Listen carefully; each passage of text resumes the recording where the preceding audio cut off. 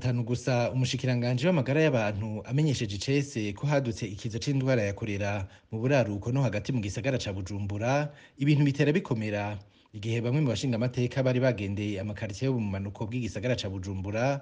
Muganga Sylvie Nzeyimana yamenyesheje ko muri iki gihe ico kiza ciyongereye, ubu igisagara cose ca Bujumbura mbere n'ibice vy'intara ya Bujumbura abagwayi biyongereye kubera irandagata ry'ico kiza. Haheze amezi atanu twatangaje icese ko ikiza ca korera cateye.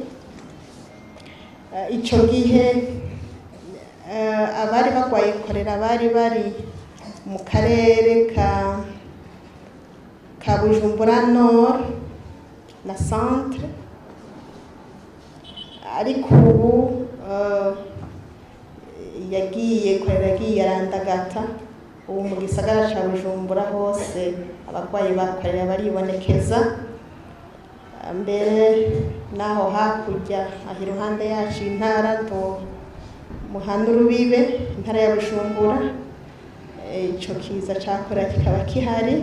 Ico gihe kitoroshe kikaba gihuriranye n'imyidogo y'abanyagihugu kubera batagira amazi meza, cane cane ababa mu makaritiye yo mu manuko nka Gasekebuye na Kanyosha, aho amazi ari nk'umuzi w'ibuye.